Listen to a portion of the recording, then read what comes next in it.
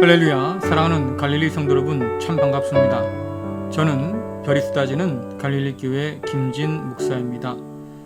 추석 명절이 가까운 요즘 차오르는 달과 함께 우리 마음 가운데 희망보다는 걱정과 염려가 더 차오르는 때입니다.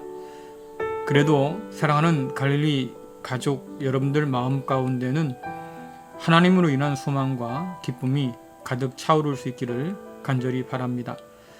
오늘은 크로스웨이 제1권 하나님의 구원계획 제25과 하나님의 백성과 사탄의 백성을 함께 나누겠습니다.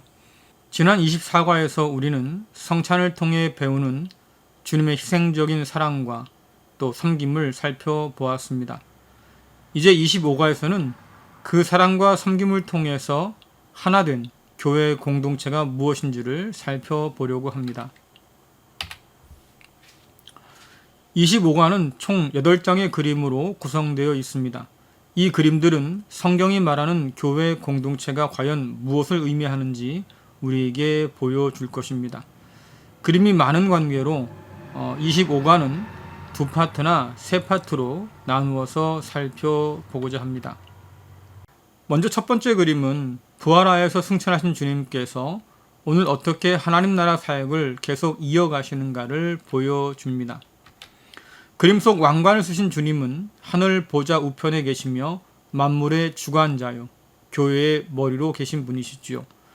하나님께서는 예수 그리스도를 통해서 우리를 부르시고 하나님의 부름을 받아 모인 자들을 성도, 또 하나님의 백성, 그리고 교회라고 부릅니다. 바울은 이런 교회를 그리스도의 몸이라고 말하지요. 자, 에베소서 1장 21절부터 23절까지 함께 읽어보겠습니다. 하나님께서는 그리스도를 모든 지배자, 권세자, 왕들, 이 세상과 다음 세상에 있을 그 어느 누구보다도 뛰어나게 하셨습니다. 하나님께서는 만물을 그의 발 아래 두시고 그리스도를 교회의 머리로 삼으셨습니다. 교회는 그리스도의 몸이며 모든 것을 넘치도록 채우시는 분이 계신 곳입니다. 아멘. 부활하고 승천하신 예수 그리스도는 만물의 주관자요 또 교회의 머리가 되시는 분입니다. 교회의 머리와 그리스도의 몸이라고 하는 표현은 예수 그리스도와 교회 공동체가 하나라고 하는 것을 우리에게 보여주지요. 하나로 연결되어서 몸이 머리이신 그리스도 예수의 말씀에 따라서 움직이고 순종한다는 뜻입니다. 교회란 예수 그리스도의 생명을 받은 자들로 예수 그리스도의 몸과 같지요. 우리는 다양한 부품의 연합이나 결합이 아니라 다양한 지체를 가진 한 몸이라고 성경은 말해줍니다. 예수님께서는 자신의 몸인 교회 공동체를 통해서 오늘도 하나님의 나라의 복음을 전하시고 또한 하나님 나라 사역을 이 땅 가운데서 이루어 가고 계십니다. 주님께서는 교회 공동체를 통해 일하기 위해서 사람을 부르시고 세우셨습니다. 바로 말씀을 다루는 사람들이죠. 주님의 손을 한번 잘 살펴보세요. 누군가와 연결되어 있지 않습니까? 잘 포장된 선물 상자와 또 사람, 성경책이 있습니다. 이 사람들은 성경책을 통해서 주의 말씀을 다루는 사람들이지요. 말씀을 연구하고 가르치고 선포하는 그런 은사와 직분을 가진 사람들입니다. 하나님께서는 교회에 이런 사람들을 선물로 주셨다고 말씀합니다. 주님께서는 이들을 통해서 오늘도 교회 공동체에 하나님 나라의 복음을 전하시고 또 섬기는 종으로 살도록 돕고 계시지요.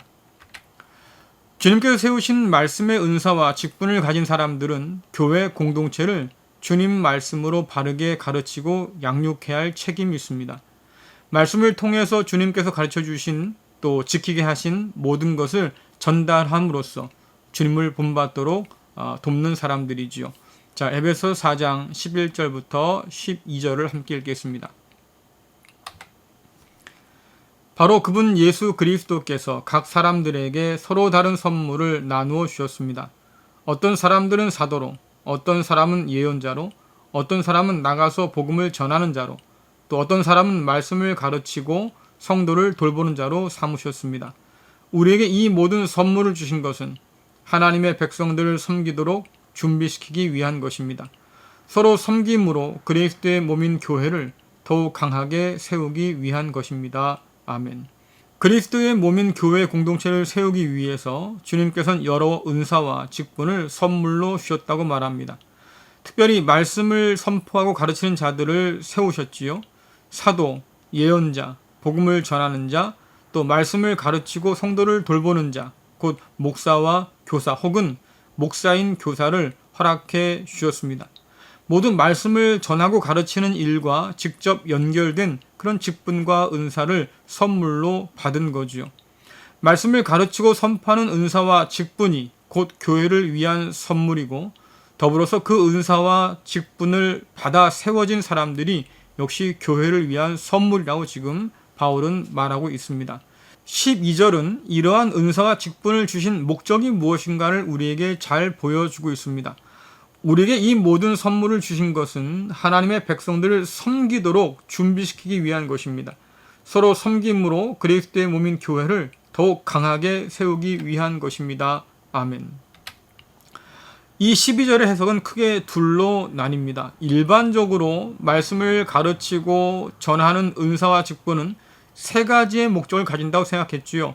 성도를 온전케 하는 것, 봉사를 하게 하는 것, 그리스도의 몸을 세우는 것, 이렇게 세 가지가 일반적으로 말씀 사역자에게 주신 사명이라고 말하고 있습니다.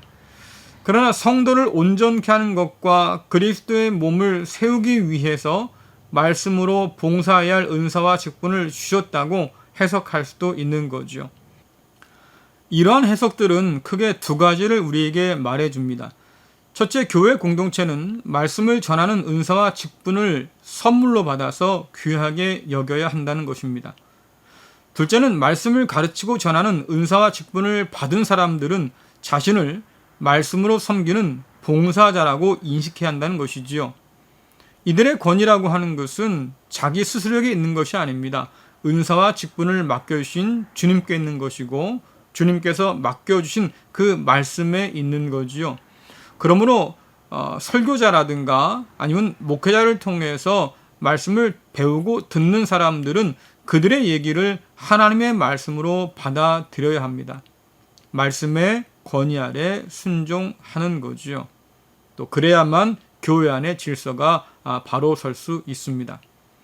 동시에 가르치고 전하는 사람들은 하나님 말씀 가운데 견고히 서야 합니다. 그리고 겸손해야겠지요. 우리가 온전한 사람이어서 하나님의 말씀을 다루는 사람들로 부름을 받은 것이 아니기 때문에 그렇습니다. 우린 여전히 부족한 사람이고 또 하나님 말씀을 다루기에 참으로 부정한 그런 사람들이지만, 그러나 은혜와 은사를 선물로 주셔서 이 일을 맡겨 주신 겁니다. 그러므로 더욱더 책임있게 잘 감당하기 위해서 말씀을 연구해야 하고, 또 우리에게 주신 그 말씀을 있는 그대로 증거하고 전하기 위해서 용기를 내야겠지요. 말씀으로 교회 공동체를 바르고 견고하게 세우는 것이 바로 우리들에게, 말씀을 전하는 사람들에게 맡겨진 일이기 때문입니다. 에베소 4장 13절의 말씀은 말씀을 전하고 가르치는 자들이 집중해야 할 일이 뭔가를 우리에게 보여주지요. 함께 읽겠습니다. 이렇게 할 때 우리 모두는 하나님의 아들을 믿고 아는 일에 하나가 되어 그리스도를 닮은 온전한 사람으로서 성숙한 그리스도인이 될 것입니다. 아멘. 이 말씀은 믿음의 내용, 곧 가르치고 선포하는 복음이 얼마나 중요한지를 보여줍니다. 동시에 말씀을 가르치고 선포하는 자가 복음의 진리 가운데 서야 하는 것이 얼마나 중요한가를 우리에게 보여주지요. 13절에서 이렇게 할 때란 앞에 말씀 12절을 받는 겁니다. 말씀의 은사와 직분을 선물로 받은 사람들이 그 직분을 잘 감당해서 그리스도 예수의 복음을 잘 전하고 가르칠 때에, 또 교회 공동체가 그 말씀을 하나님 말씀으로 잘 받아 안을 때 비로소 교회 공동체는 하나님의 아들을 믿고 아는 일에 하나가 될 수 있다고 말하고, 그제서야 교회가 그리스도 예수를 닮은 성숙한 사람으로 성장할 수 있다고 말해 주지요. 우리는 갈라디아 교회에 보낸 바울의 편지를 통해서 잘못된 복음이 얼마나 교회를 망가뜨리는가를 살펴보았습니다. 바울이 전한 복음 외에 율법을 지켜야만 구원을 받는다고 했던 거짓 복음이 들어와서 결국 갈라디아 교회가 분열하고 다투게 되었지요. 이것이 바로 잘못된 말씀이 전해진 결과라고 볼 수 있을 겁니다.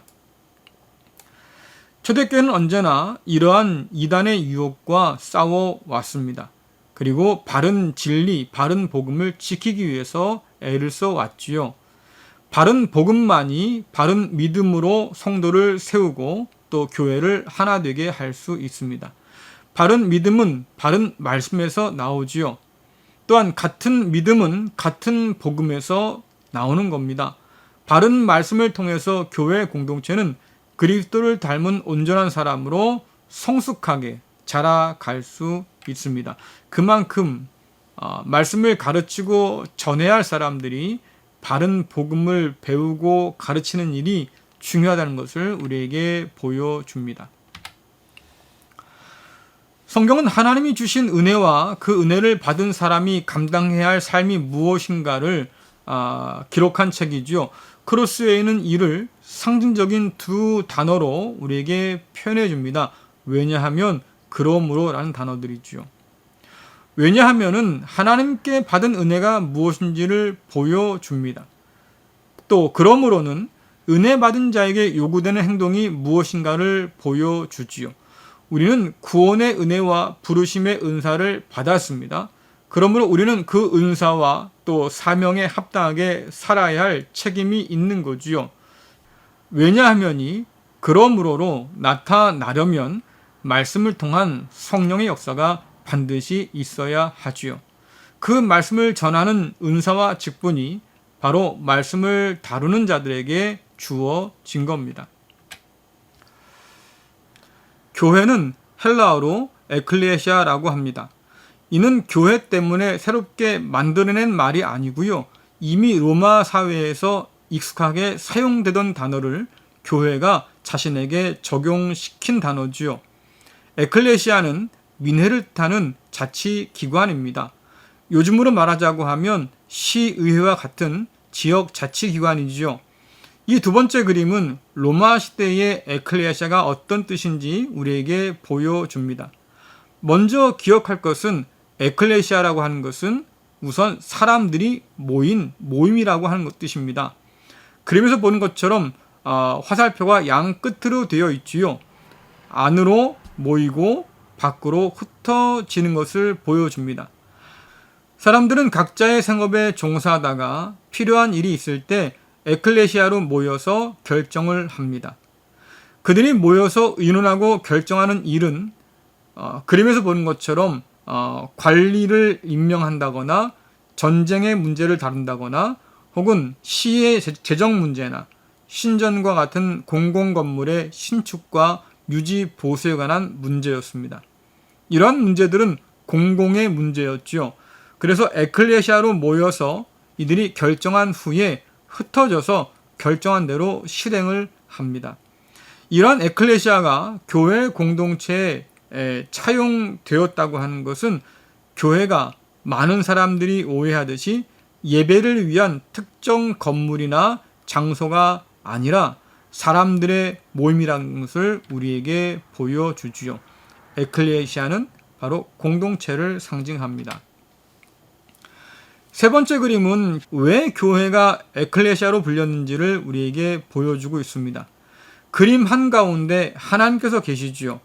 하나님은 십자가에서 죽기까지 복종하신 예수 그리스도를 다시 살리신 분이십니다. 그 하나님께서는 예수 그리스도를 통해서 저와 여러분을 불러주셨습니다.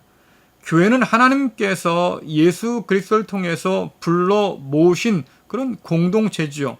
우리는 함께 모여서 예배하고 함께 모여서 말씀을 배우고 함께 모여서 서로 섬김으로 그리스도 예수의 본을 함께 배웁니다. 그림에서 보는 것처럼 화살표의 방향이 양 끝으로 되어 있지요. 마찬가지로 교회도 모이는 곳에서 끝나지 않고요. 각자의 자리로 흩어져야 하는 공동체입니다. 우리를 불러 모신 하나님께서는 세상 속으로 다시 우리를 보내십니다. 우리는 주님처럼 섬김으로 하나님을 영화롭게 하라는 사명과 함께 파송을 받아서 세상으로 흩어지지요. 화살표 끝에 동그라미는 파송받은 다양한 사람들의 다양한 직업을 우리에게 보여줍니다. 공통점이 있다고 하면 동그라미 안에 있는 사람들 모두 다 하나님께 영광을 돌리고 있다고 하는 것입니다. 우리는 파송받아서 흩어진 세상 속에서 복음을 따라 순종함으로 진리를 드러냅니다. 이것을 다른 말로 직업적 소명이라고 부르는데요. 하나님은 그런 우리를 통해서 영광 받으십니다. 그림의 오른쪽 빈 공간은 여러분 자신의 직업을 그려넣는 곳입니다. 어떤 분들은 이곳에 그려 넣을 자기의 직업이 없다는 분도 계셔요. 나는 전업주부라서 직업이 없습니다. 이런 분도 계시죠. 이게 참 안타까운 일이에요. 여러분들 직업이 없는 전업주부라서 안타까운 것이 아닙니다. 전업주부는 아무것도 아니라는 식의 생각이 참 안타까운 거죠. 생각해보면 사랑으로 섬기신 주님을 가장 닮은 사람들이 아닙니까?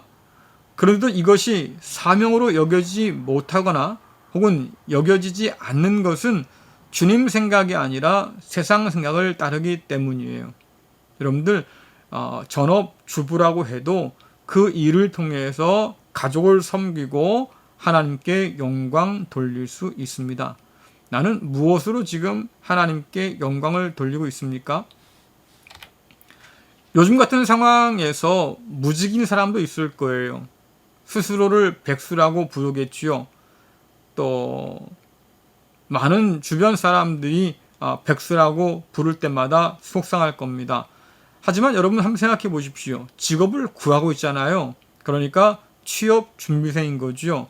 언제든지 직장을 구하면 일할 수 있는 사람 아닙니까? 또 그런 마음과 자세와 태도를 가지고 있는 사람이잖아요. 이 그림이 보여주는 것은 내가 처한 상황이 어떤 상황이든 간에 하나님의 영광을 위해서 살 수 있다고 하는 것을 우리에게 보여줍니다.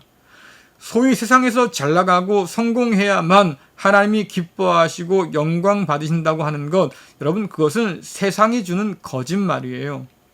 하나님은 어떤 상황이든 하나님 백성으로 살기 위해서 애쓰는 믿음의 성도를 기뻐하시지요. 내가 가진 직업이 무엇이든 내가 처한 상황이 무엇이든 우리가 함께 모여 예배하고 흩어진 그 자리에서 하나님의 영광을 위해서 살아간다고 하면 여러분 이 모든 것이 하나님께 기쁨이 되는 교회의 모습입니다. 이것을 다음과 같이 정리할 수 있을 것 같아요. 교회 공동체는 모이는 교회요. 동시에 흩어지는 교회입니다. 모이는 교회란 에클레시아로 불리며 부름을 받아 모입니다. 이때 우리는 교회 건물에서 모이고 예배와 교육을 통해서 그리스도를 배웁니다. 또한 서로 섬김으로 그리스도의 본을 실천하지요. 그뿐 아니라 세상 가운데로 우리를 파송하시는 주님의 명령을 따라서 우리는 각자의 삶의 자리로 흩어집니다. 바로 그곳에서 맡은 바 사명 따라서 우리가 일들을 감당하며 살지요. 자, 지금까지 우리는 모이는 교회에만 집중하고 또 강조해 왔습니다. 상대적으로 삶의 자리에서 사명을 감당하는 흩어지는 교회에 대한 관심은 많이 약했던 것이 사실입니다. 자, 그러나 코로나19 시대에 모이는 교회는 더욱 소중해졌습니다. 또한 흩어져서 교회로 살아가야 할 사명은 더욱더 중요해졌지요. 바른 말씀 위에 균형 잡힌 교회 공동체가 세상을 바꾸는 건강한 교회가 될 수 있습니다. 우리는 이러한 사명으로 부름 받았지요. 하나님께서는 오늘도 교회 공동체를 통해서 하나님 나라를 일구어 가고 계십니다. 또 그런 교회가 말씀의 기초 가운데 더욱더 견고히 서도록 말씀을 다루는 사역자들을 보내주셨지요. 그들이 전하는 말씀을 하나님 말씀으로 받아들이는 것, 또 그들을 하나님의 선물로 인정하고 하나님께 주신 그 말씀의 권위에 온전히 순종하는 것, 그것이 바로 교회의 몫입니다. 그럴 때 더욱더 교회는 든든하게 서 갈 수 있고요. 또한 말씀을 다루는 사람들은 주님의 진리를 바르게 다루기 위해서 최선을 다해야겠지요. 겸손한 자세로 말씀을 증거하고 가르쳐서 교회 성도들을 바르게 세우는 일에 힘써야 합니다. 이것이 바로 목회자들에게 주어진 아주 중요한 책임입니다. 이렇게 교회가 말씀 위에 든든히 세워질 때 비로소 우리는 그리스도 예수를 닮아갈 수 있고, 우리가 모여서 그리스도 예수를 예배하며 또한 그 말씀에 귀를 기리고 배우고 또 성경의 본을 나누어서 실천할 수 있는 거지요. 또 보냄받은 흩어진 그 자리에서 복음 안에서 진리를 따라서 하나님의 거룩한 백성으로 살아갈 수 있는 거예요. 여러분들, 교회는 바로 이런 곳입니다. 우리 갈릴리 교회가 더욱더 견고한 진리 위에 세워진 교회가 될 수 있도록, 우리뿐 아니라 한국 교회가 진리 위에 바로 서서 하나님께서 목적하신 아름다운 교회로 세워지도록 힘쓰시고 또 기도해 주기를 부탁드리겠습니다. 기도하겠습니다. 은혜로우신 하나님 아버지, 참 감사합니다. 저희들을 사랑하셔서 택하시고 불러주셔서 자녀 삼아 주셨습니다. 특별히 그리스도 예수의 말씀 가운데 선 교회 공동체로 세워 주셨습니다. 교회를 더욱더 말씀으로 든든히 세워가라고 하나님 말씀을 다루는 직분과 은사를 선물로 허락해 주셨습니다. 이 귀한 직분과 은사를 받은 사람들은 더욱더 주의 진리 가운데 견고히 서서 주의 바른 말씀을 온전히 가르칠 수 있도록 인도하여 주옵소서. 또한 교회는 이 말씀을 하나님 말씀으로 받아서 기꺼이 순종하도록 인도하여 주셔서 교회 공동체가 더욱더 진리 위에 든든히 서게 하여 주옵소서. 아버지 하나님, 우리가 함께 모여서 주의 말씀을 듣고 배우고 주님 본을 받아서 섬기도록 인도하여 주시고, 또한 흩어져서 우리의 각자의 삶의 자리에서 하나님의 영광을 위해 살아가는 그런 아름다운 교회의 모습 될 수 있도록 역사하여 주옵시고, 우리뿐 아니라 한국 교회가 더욱더 말씀 위에 견고히 세워짐으로 하나님의 기쁨으로 쓰임받는 은혜가 있도록 인도하여 주옵소서. 예수님의 이름으로 간절히 기도드리옵나이다. 아멘. 네, 추석을 앞둔 요즘입니다. 여러분들 추석 잘 보내시고 또 하나님의 은혜에 언제나 충분히 감사할 수 있는 그런 복된 성도 될 수 있기를 간절히 바랍니다. 마치겠습니다.